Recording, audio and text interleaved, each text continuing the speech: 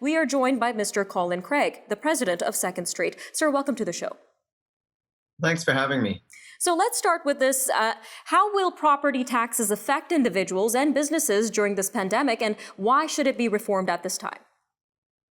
I think it's really important to pay attention to what's happening with property taxes and put yourself in the shoes of maybe a small business owner for a moment. Across the country, we've seen lockdowns. Governments have forced many businesses to shut their doors, so their revenues are way, way, way down. And unlike income taxes and sales taxes, the amount of taxes that a business has to pay for property taxes, it's still the same old bill in most cases. So if you're facing this huge bill and your revenues are way down, that's a big, big problem, especially when many businesses are considering shutting down. So in some cases, these high property tax bills could be enough to make those business owners decide to shut down, causing even more unemployment. So what we thought is, well, let's do something constructive. Let's put together some ideas as to how city governments can get their costs under control without having to cut important services like policing, fixing potholes, bridges, those types of things. And as you mentioned, there are 10 key points made in this report, and we did highlight a couple of those points in the intro. Can you get into a little bit more detail about some key points in this report and how they can help municipalities save money?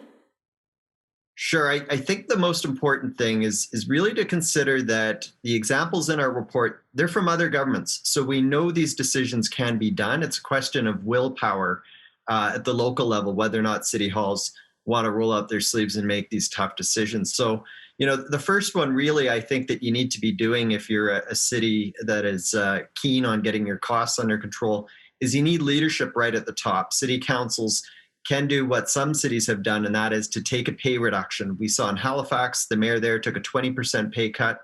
In Lethbridge, Alberta, and Burnaby, BC, city councils have taken 10% pay cuts.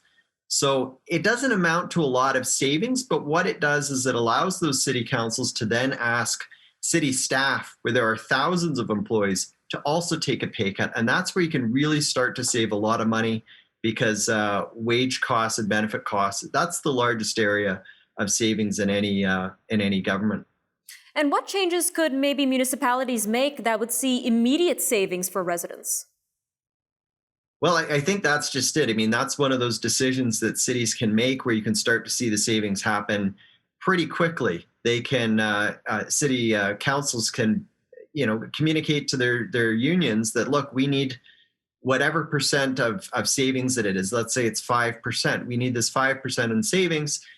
And unfortunately, if you're not willing to play ball, well, then we're going to have to look at layoffs to get that 5% in savings. And this actually happened in Alberta in the 1990s, where the government said that to the unions. They said, look, we don't want to have to do this, but our finances are in rough shape.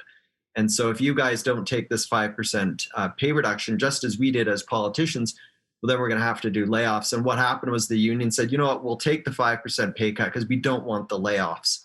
And so if you think about it, it's pretty fair to have that approach, because so many people outside of government have suffered. People in media have taken pay cuts, people in the Canadian Football League. You see it in the energy sector, Cineplex, the big movie chain. I mean, you see all kinds of different industries where workers have had to tighten their belts. So it's pretty reasonable to expect governments to do the same. All right, Mr. Craig, a little over 30 seconds left, but what's at risk here if municipalities do not step in to reduce expenditures and property taxes at this time? Well, I think sadly, in some cases, it could end up with layoffs. When you have a small business that is facing a big property tax bill and it doesn't go down, and that business is struggling, well, some of them will decide to shut down. And at the same time, a lot of households are struggling right now, too. So when they see the property taxes going up, that can mean that the household is going to have fewer funds to put food on their tables, maybe buy the odd thing for their kids, whatever it is.